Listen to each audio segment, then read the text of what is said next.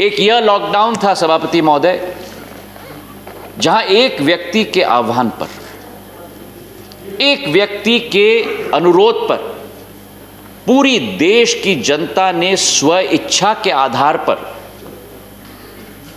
उस आह्वान और उस अनुरोध का पालन किया। और एक वो लॉकडाउन था सभापति महोदय 1975 में, जो इमरजेंसी लागू की गई थी, जिसके आधार पर देश की जनता पर थोपा गया था और पूरे देश को जेल खाना बनाया गया था। और ये बात सभापति महोदय, जितना मैं यहां खड़े होकर कह रहा हूं, उतना मैं वहां खड़े होकर भी कहता था। सत्य सत्य होता है और उसके पीछे ना आपको छुपना चाहिए और ना देश की जनता कभी भी छुपेगी। लेकिन इसी के साथ थोड़ा दुख भी होता है सभापति महोदय कि जहां एक तरफ देश की जनता, हमारे जनसेवक, हमारी सरकार इस कोरोना की महामारी का सामना कर रहे हैं, वहीं विपक्ष के कई नेता केवल सवाल उठाने में और टीका टिप्पणी करने में रुचि रख रहे थे। सही बात है, क्षमता रखना होगा, जैसे मेरे भाई मनोज जी ने कहा, सुनाने में भी और सुनने में भी। प्रश्न यह है सभापति महोदय कि पहले लॉकडाउन पर प्रश्न उठे। लॉकडाउन क्यों? कितने दिन?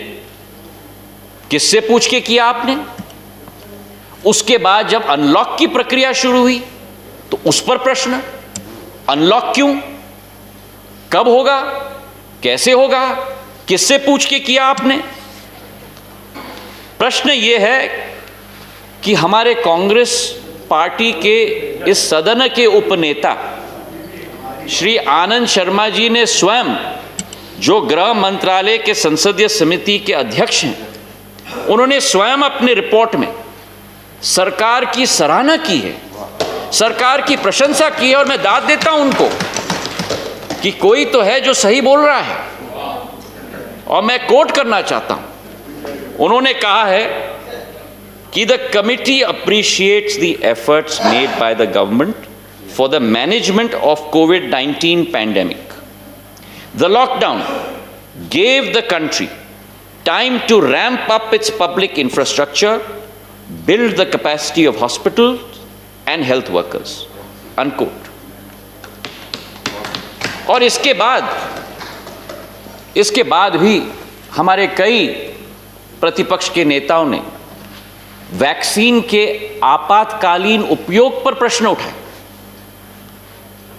मैं पूछना चाहता हूं कि जब United states of America, United kingdom, रूस, चीन वैक्सीन के आपातकालीन उपयोग के लिए फेज 3 ट्रायल समाप्त होने के पहले अनुमति प्रदान कर सकते हैं, तो क्या हमारी सरकार देश की जनता की जान बचाने के लिए आपातकालीन परमिशन देश में क्यों नहीं दे सकती?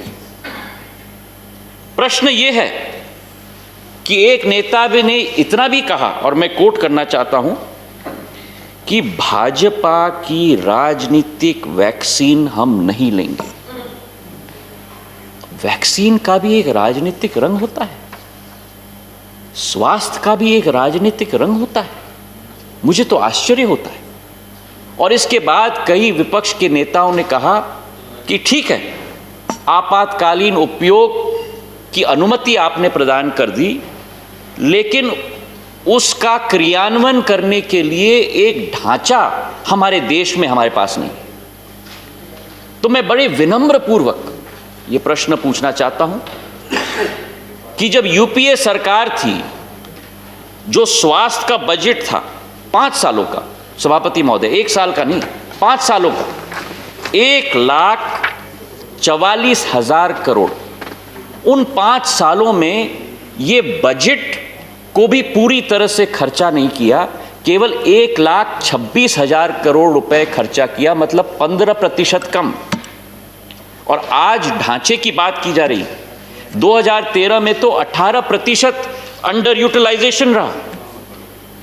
और वहीं प्रधानमंत्री नरेंद्र मोदी जी की एनडीए की सरकार में 4 साल में हर साल जो बजट का आवंटन रहा, जो कई गुना ज्यादा, उस बजट के आवंटन से 2 से 9% ज्यादा खर्च हर साल स्वास्थ्य के क्षेत्र में किया। स्वस्थ भारत, शिक्षित भारत, तभी भारत 21वीं सदी का नेतृत्व कर पाएगा। माननीय सिंधिया जी को बधाई देता हूं माननीय सभापति महोदय, जितने अच्छे ढंग से वे यूपीए सरकार में सरकार का पक्ष रखते थे, उतना ही अच्छे ढंग से उन्होंने आज भाजपा का पक्ष रखा है। आपको बधाई हो।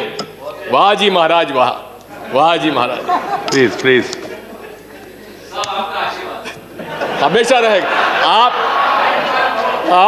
आप जिस पार्टी में रहे, आगे भी जो हो, हमारा आशीर्वाद आपके साथ था, है और रहेगा। माननीय सभापति महोदय, माननीय महामहिम राष्ट्रपति जी के अभिभाषण का मैं विरोध इसलिए करता हूं क्योंकि वास्तविकता का उल्लेख इसमें कहीं नहीं है। 2014 में पहली बार भारतीय जनता पार्टी की विचारधारा का शुद्ध बहुमत के आधार पर प्रधानमंत्री चुना गया और इन 6-7 वर्षों में उन्होंने क्या क्या वादे किए थे और क्या क्या वादे निभाए, इसका कहीं उल्लेख नहीं है। विदेशों से काला धन आएगा, सुप्रीम कोर्ट के निर्देशन में एसआईटी बनेगी, इसका कहीं उल्लेख नहीं है।